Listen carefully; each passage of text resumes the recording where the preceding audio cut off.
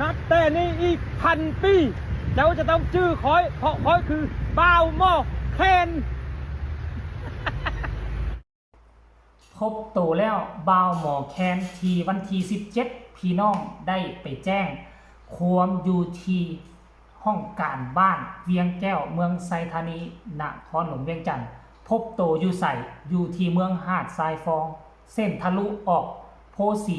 ก้องขวาทานาแรงสบายดี FC แฟนคลับมาพบมาพ่อกันคลิปนี้เป็นเรื่องที่น่าตื่นตระหนกตกใจนับตั้งแต่ค่ำคืนที่ผ่านมาเห็นแชร์กันเต็มทั่วโซเชียลเพจลักเพจใหญ่เพจดังๆเพจที่มีความน่าเชื่อถืออยู่ในประเทศลาวพากันออกมาโพสต์เคลื่อนไหวแต่บ่ได้ระบุว่าเป็นบ่าวหมอแคนแต่อย่างใดแต่อิงตามเอกสารอิงตามป้ายรถที่กู้ภัยเพิ่นระบุขึ้นมานั่นเป็นรถจักรคันเดียวกันกับบ่าวหมอแคนไส้ที่บ่าวหมอแคนที่หายตัวออกจากบ้านนับตั้งแต่วันที่13วันที่20กู้ภัยนครหลวงได้ออกมาโพสต์เคลื่อนไหวว่าเห็นทรายปริศนาพร้อมกับรถจักรคันหนึ่งซึ่งเป็นสีเดียวกันป้ายเดียวกัน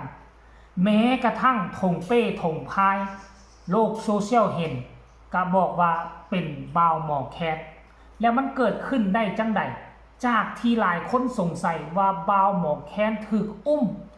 บางส่วนก็บอกว่าบ่าวหมอแคนตนหนีไปลี้ภัยอยู่ต่างประเทศต่างๆนานาเพราะว่าการสร้างคอนเทนต์ของเราไปแตะต้องหลายสิ่งหลายอย่างเนาะแต่สำหรับอีกหลายคนก็บอกว่าบ่เกี่ยวกับการถูกอุ้มบ่เกี่ยวกับการตนหนีอิงตามหลักฐานที่กู้ภัยขาเจ้าเนาะได้ออกมาโพสต์เคลื่อนไหวเดี๋ยวค่อยจะอ่านสู่ฟังกันแล้วกันเดี๋ยวไปอ่านเนาะไปอ่านใบแจ้งความค้นหายก่อนท่านผู้ชมก่อนหน้านี้ว่ามันจะเป็นเท่าใดแต่ว่าพวกเจ้าก็ต้องได้อดทนในหนึ่งพออยู่ทางข้างมีคอกหมูช่วงเศร้านี่หากระเกือหมูกินข้าวกินน้ำมันจะได้ยินเสียงจอกๆแจ๊กๆเลยทุกคนนอนอดฟังเอาได้บทบันทึกแจ้งความเวลา 14:14 นาทีวันที่17 เดือน 2 2026อยู่ที่ห้องการบ้านเวียงแก้วเมืองไซธานีนครหลวงเวียงจันทร์ได้สร้างบทบันทึกฉบับนี้ขึ้นมาฉบับนี้เพื่อรับแจ้งความระหว่างเฒ่าเพ็งอายุ34 ปีอาชีพค้าขายปัจจุบันมาอาศัยอยู่บ้านอุดมผลเมืองไซธานีนครหลวงเวียงจันทร์ได้เข้ามาแจ้งความว่าเฒ่าสีไซเรื่องมอนอย่างนี้เรื่องมอนคาหรือเรื่องมอนทายเนี่ยอายุ32 ปีอาชีพประชาชนอยู่บ้านพัดเหนือเมืองซ้ำใต้แขวงหัวพันผู้เกี่ยวแมนมาผักเซาอยู่เฮือนเท่าจันทาเรื่องมอนทาอยู่หน่วย47บ้านเวียงแก้วเมืองไซธานีนครหลวงเวียงจันทร์ผู้เกี่ยวแมนได้เอารถจักรออก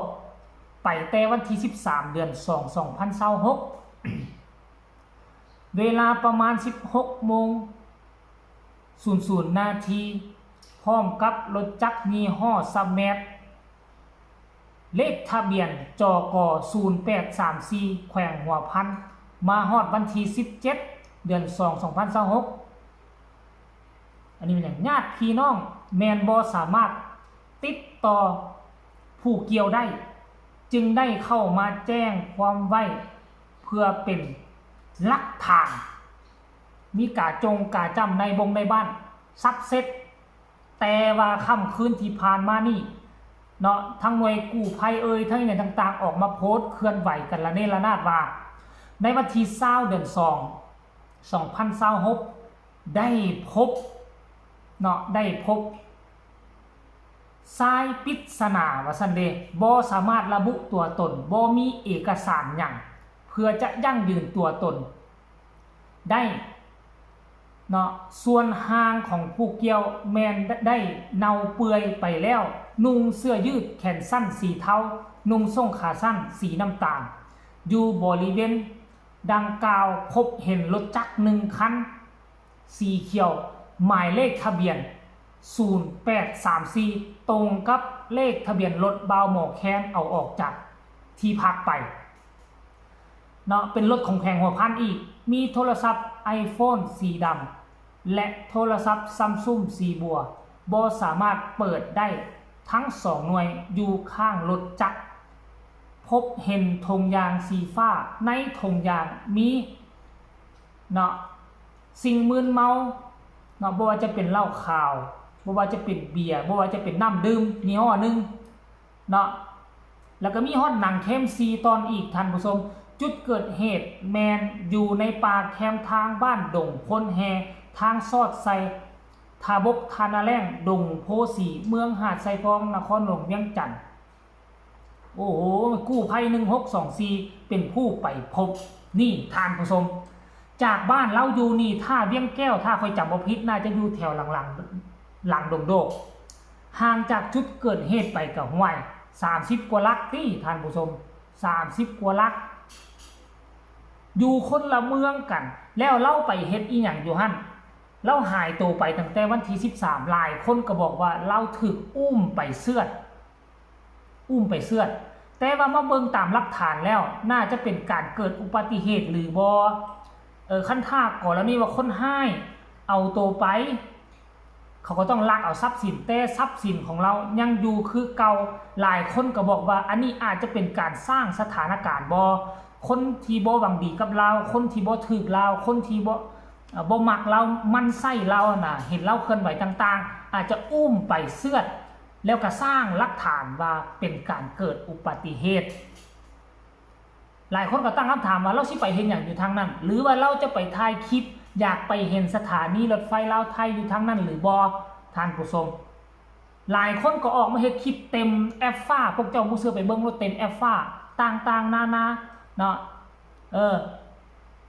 หลายคนลงไปว่าน่าจะเป็นการอุ้มและไผเป็นผู้อุ้มเพราะก่อนหน้านั้นก็เห็นมีรถมารับมาเฮิบไปล้มเรื่องธุรกิจอีหยังต่างๆหลายคนหลายเขาเอิ้นว่า